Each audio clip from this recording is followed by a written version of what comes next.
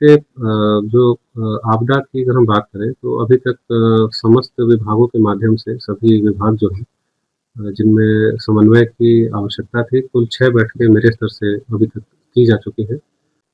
इसके अतिरिक्त आपदा के लिए जहाँ-जहाँ पर बचाव के लिए जो आवश्यकताएँ रहती हैं, उस पर भी कार्य किया है। आपने देखा होगा कि जनवरी, फरवरी, मार्च, अप्रैल ये जो समय रहा है ख़ास करके अप्रैल से जून तक का जो समय रहा है, उसमें हम लोगों ने जो हमारे टनकपुर बनबसा क्षेत्र है, वहाँ पे एक बड़ा कार्यक्रम चला कर के हम लोगों ने व्यापक जन सहभागिता और विभागों के आपसी सामंजस्य के हिसाब से रिवर ट्रेनिंग का जो है वो कार्य उसको पूर्ण कर लिया है।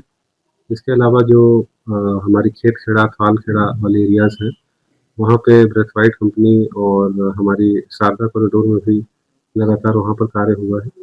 और इरिगेशन डिपार्टमेंट के द्वारा जो शारदा नदी है, उनके 4 मुख्य तटबंध हैं, वहाँ पर कार्य किया जा रहा है। मेरे द्वारा स्थलीय भ्रमण भी एक दिन इसमें किया गया था। साथ ही जो आंतरिक टनकपुर बनबसा के क्षेत्र हैं, ख़ास करके आमबाग हो गया, भजनपुर हो गया, देवीपुरा हो गया, ये सभी जगहों पे मैंने स्थलीय निरीक्षण किया, नाले आदि की सफाई उनके लिए निर्देशित किया गया और साथ ही एनएच का जो नाला है, जो बनबसा टनकपुर ककराली गेट तक है, उसकी सफाई के भी निर्देश दिए गए हैं जिसमें कार्य जो है वो लगातार चल रहा है।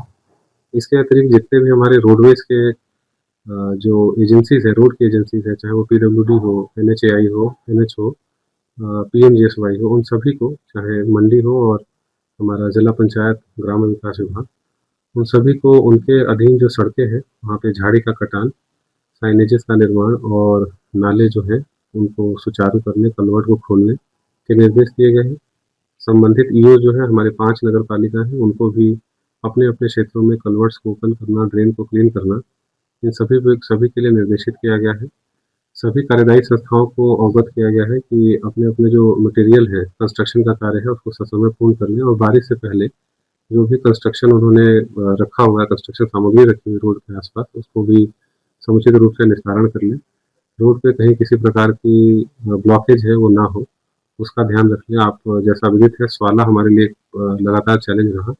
वो इस वर्ष उसकी पूर्ति की दिशा में कार्य हो रहा है और 30 जून तक इसको पूर्ण करने का लक्ष्य रखा गया है। ऊपर और नीचे यानी हिल साइड और वैली साइड दोनों में कार्य लगभग-लगभग पूर्ण हो चुका है। वैली साइड तो 100% कार्य पूर्ण हो चुका है।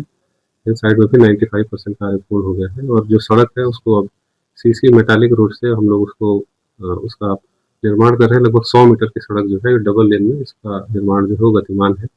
इसके अलावा कुल 22 कल्वर्ट्स जो हैं एनएच पे चिन्हित किए गए हैं।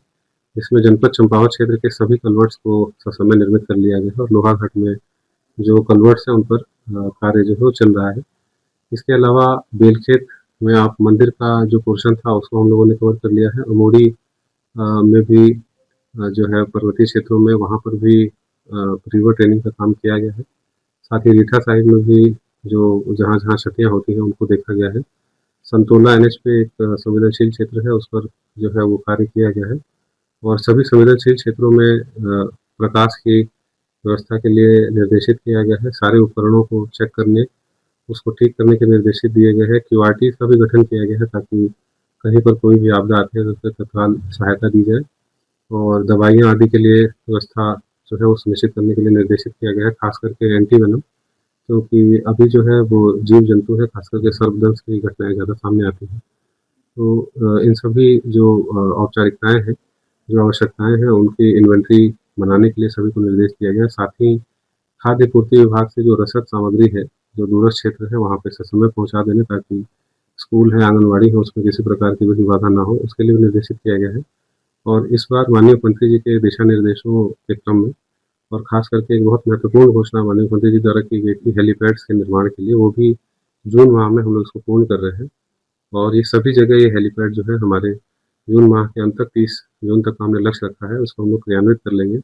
जो गर्भवती धात्री महिलाएँ हैं, जिनका इस पीरियड में लेबर का ये है, टाइम है, उन सभी को यहाँ पर हम लोग प्रयास कर रहे हैं कि सभी मुख्यालयों पे जहाँ-जहाँ हॉस्पिटल्स हैं, उन सभी जगहों पे उनके लिए रेंटेड प्रेमाइस बना करके उनको पहले ही यहाँ पर बुला लें ताकि कभी वर्षा या आपदा के दृष्टिगत कहीं कोई किसी प्रकार की कोई कठिनाई ना रहे।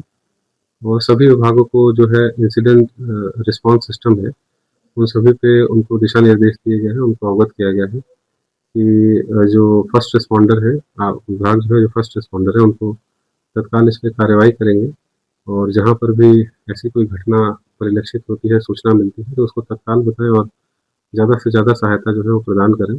1 जुलाई से हमारा कुमाऊँ का जो हेलीकॉप्टर है, वो भी सभी जिलों के लिए, कुमाऊँ के लिए पिथौरागढ़ में प्राप्त हो जाएगा। तो हमारे लिए एक और इससे जो है सुविधा मिलेगी और हम लोग का और यहाँ सुदृढ़ीकरण है जो वो चीज़ें हो जाएँगी।